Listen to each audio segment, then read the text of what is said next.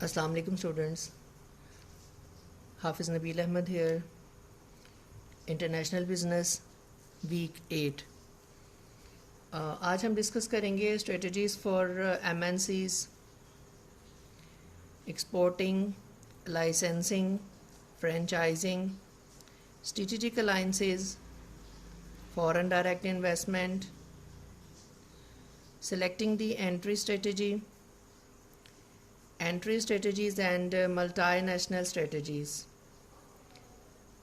Strategies for MNCs. Options MNCs have to enter foreign markets and countries are called entry strategies. Exporting is the easiest way to sell a product or customers in another country. Often companies begin as passive exporters where the effort can be as little as treating and filling overseas orders like domestic orders. A company gets an order over its website or while showing its goods at the trade fair and just treats the foreign customer the same as any other customer. Many small businesses start out as passive exporters and then progress to more involved programs. However, even some larger businesses is a passive exporters.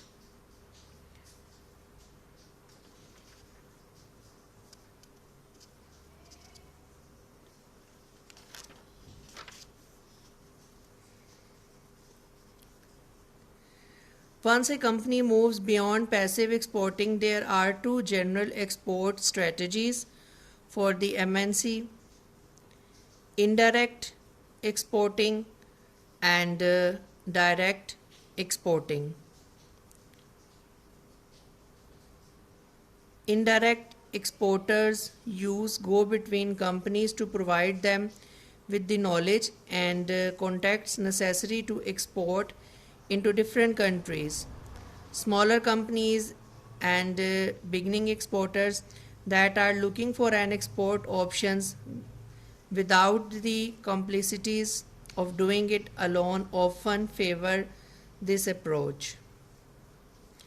The Export Management Company EMC and the Export Trading Company ETC are the most common intermediaries or go-between companies.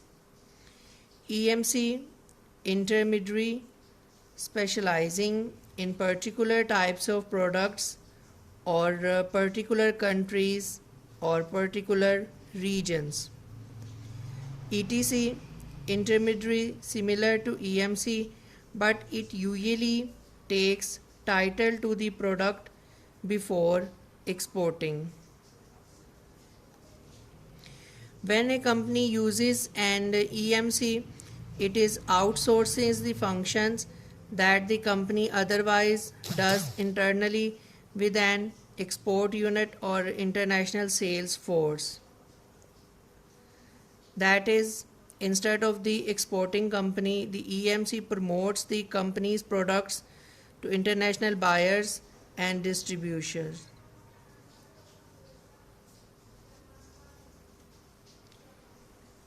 Direct exporting.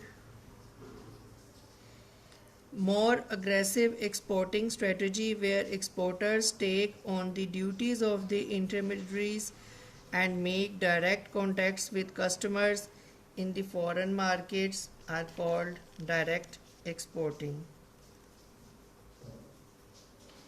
Direct exporters take on the duties of the intermediaries, the ETCs and EMCs performing them within the country. That is, the exporters make direct contact with customers located in foreign countries to get their product to end users in foreign markets. Direct exporters often start out by using local sales representatives, distributors, or retailers. Direct exporters that wish to sell direct to end users may set up their own branch offices in foreign countries. Local sales representatives work in the target foreign markets by using the company's promotional literature and samples to sell the company's product to local buyers.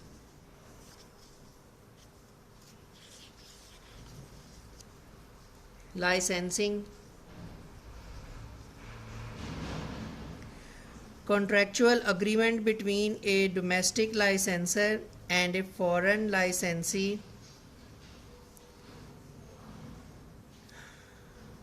Licensor usually has a valuable patent, technological know-how, trademark, or company name that is provides to the foreign licensee.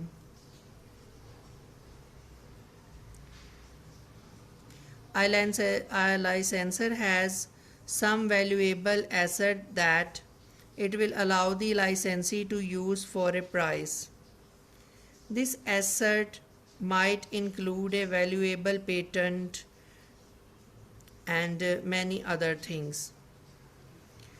For example, imagine a small Australian surfboard company with a unique new material that wants to enter in the European market or American market. One option would be to license the use of this technology to a European manufacturer or USA manufacturer who would produce the boards in the region, paying a royalty fee for each board product using the Australian technique. Like exporting, licensing provide one of the easier, low cost and least risky mechanism for going international. The licensing agreement or contract specifies the legal nature of the relationship between the licensee and the licensor. Franchising. International franchising is a comprehensive licensing agreement between a franchisor and a franchisee. The international franchisor licenses to the franchisee the use of the whole business model. The business model usually include trademarks, business organization structures, technologies, and know-how and training. Franchisors such as McDonald's, KFC's, Subways may even provide company-owned stores. Most multinational franchise operations require the franchisee to follow strict rules and procedure. This provides a standardized product or service. In return for a non-business model, the franchisor receives compensation typically based on the franchisee's revenues. Dominant player in the use of franchising as an international entry strategy include companies such as Holiday Inn, KFC, McDonald's, and 7-Eleven.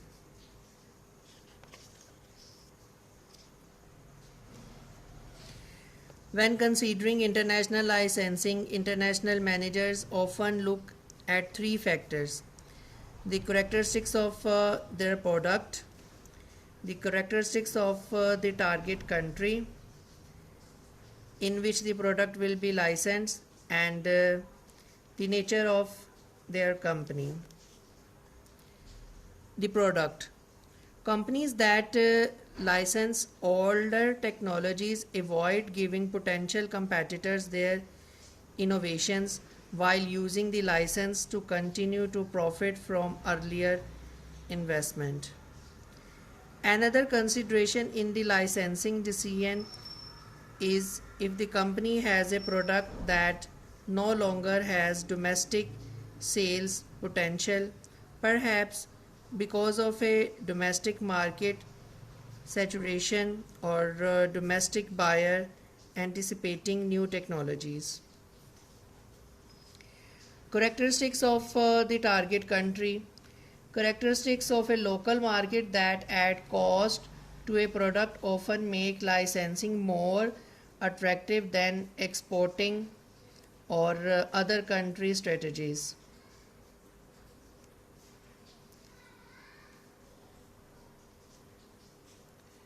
The nature of the company.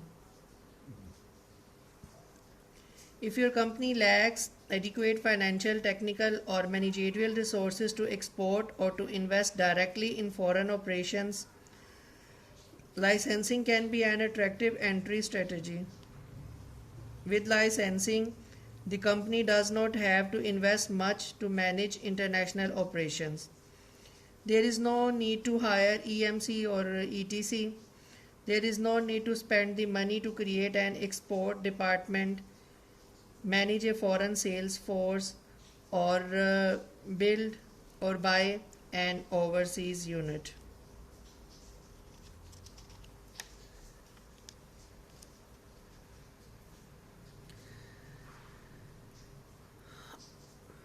Some disadvantages of licensing and franchising. Certain disadvantages are possible for MNCs that use them. First and most important, granting a license may create a new competitor. A licensee may use the knowledge about your product or service to compete against you, not only in the licensee's country but also in other countries. Even when a licensing contract prohibits future use of the licensed asset, local news may not support these restrictions or may not be enforced. In addition, even with the protection of local laws, foreign litigation to compel the licensee to give up copying your product or service may prove too costly. Second, licensing or franchising can give up or weaken control. Once a licensing or franchise agreement is signed and the asset, trademark, technology, know-how to business model is transferred, controlling the behavior of the licensee franchisee can be problematic. Third, licensing or franchising may result in lower profit for the licensee or franchisor. Fourth, licensing or franchising have opportunity cost. International strategic alliances. When two or more companies from different countries agree to engage jointly in business activities, we call this an international strategic alliance. These cooperative ventures may include any value chain activity from joint R&D to joint manufacturing to joint sales and service. The international business manager has two basic options for an international strategic alliance: the equity international joint venture, typically called IJV international joint venture, and the non-equity based alliances, typically called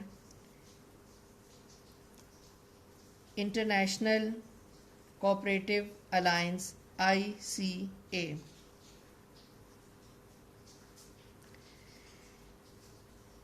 International joint venture, an agreement where two or more firms from different countries have an equity or ownership position in a new separate company, is called international joint venture.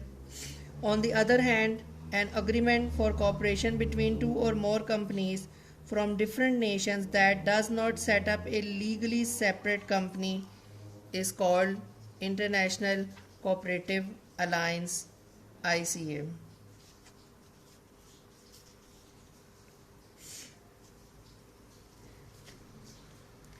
MNCs use strategic alliances for several reasons. Most reasons derive from the logic that when two or more companies have different capabilities, their combined effort can lead to competitive advantages. Some of the reasons for forming alliances are the local partners' knowledge of their market, local government regulations and requirements, sharing risk among partners, sharing technology, economies of scale. Foreign direct investment. Foreign direct investment is the highest stage of internationalization. Foreign direct investment means that the multinational company owns, in part or in whole, a business unit in another country. Although IJVs also involve ownership, the international joint venture is a separate organization from the parent companies, while FDI usually means that the foreign unit is an internal part of the MNCs. Multinational companies use foreign direct investment to set up any kind of subsidiary along the value chain. This might include unit for R&D, sales, manufacturing located in a country other than the headquarters country. When a multinational set up a company from scratch, this is called greenfield investment. The term is meant to convey the image of a company building a new brand new factory on a previously green field. Of course, in reality, most companies buy land or building for their factories or offices just as local companies, and the lots need not be green. FDI also occurs when multinational companies buy existing companies in another company, called an acquisition, or merger with existing companies in another company.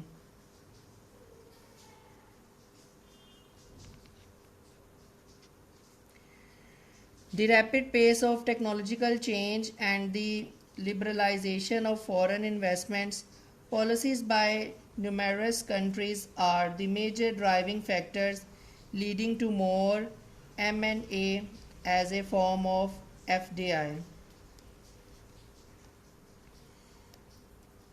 Acquisition can sometimes result in partial ownership of a foreign company.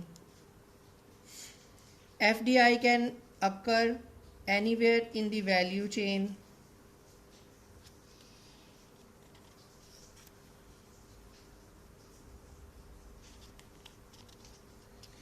The scale of FDI often changes as firms gain greater returns from their investments or perceive less risk in running their foreign operations. Deciding in which country to invest and the choice of local partners are often part of the foreign direct investment and alliance decisions.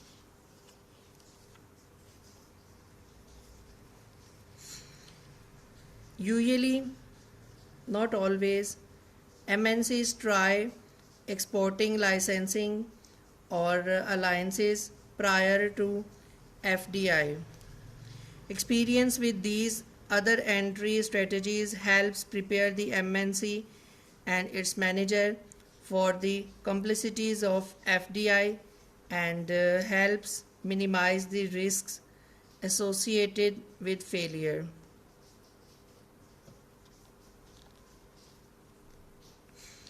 The advantages of FDI are usually more profitable, easier to adapt products to the local markets, more control of marketing and local strategies,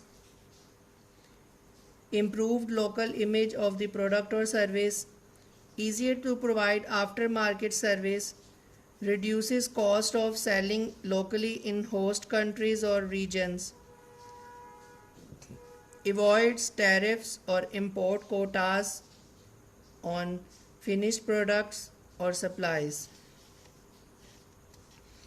Disadvantages of FDI are increased cost of capital investment, higher cost to coordinate units located in different countries, require expensive expertise managers to staff FDI or to train local management, increased exposure to local political risks, increased exposure to financial risks. Selecting the entry strategy. Some strategic consideration. Strategic intent. In the strategic goal is immediate profit, then multinational manager often look at the best immediate return on their investment. Manager can project the estimated revenue for projects using particular entry stages. Using the forecast revenue and costs associated with the investment options yield a forecast profit for each strategy. Certainly, profit must be the major goal of all companies if they are to survive. Company capabilities.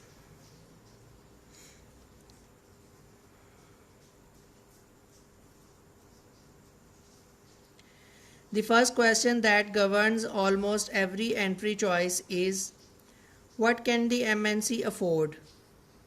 For many and especially smaller companies, exporting is the only financially possible option for internationalization. A second issue considered by international managers concerned the human resource capabilities of the company. Local government regulations. A company that decided to go international confronts a whole new set of regulation in the target market countries. Many issues must be decided. Consider the example we note below.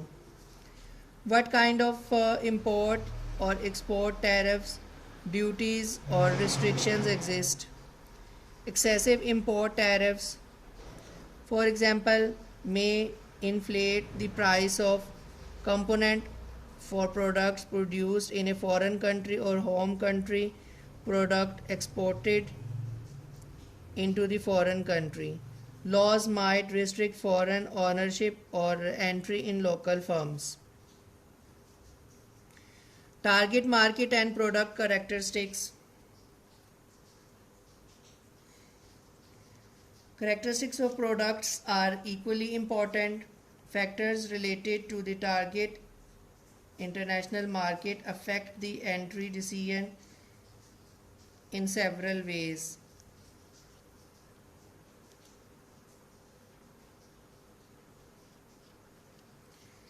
Cultural and geographic distance. Large distances between two countries in either geography or culture affect the entry decision. Cultural distance is the degree that two national cultures differ or fundamental beliefs, attitudes and value. For example, the United Kingdom and Saudi Arabia have greater cultural distances than do the UK and Australia. A large cultural distance usually encourages the foreign multinational to avoid direct investment, at least initially. In such situation, joint ventures are often attractive entry strategies because the local partner can deal with many local cultures issues. Political and financial risk of the investment. Not all potential or otherwise attractive international markets have stable political system. Government change and policies toward foreign companies can change just as quickly. Usually foreign companies hold off on equity investment until government shows some degree of stability. Like political system, economic system can be unstable and risky for multinational companies. Need for control. When an MNC select an entry strategy, its managers must determine how important it is that their company control operations directly in the international operations. Potentially important areas for control include product quality and price, advertising and promotional activities, where and how the product is sold, and aftermarket service.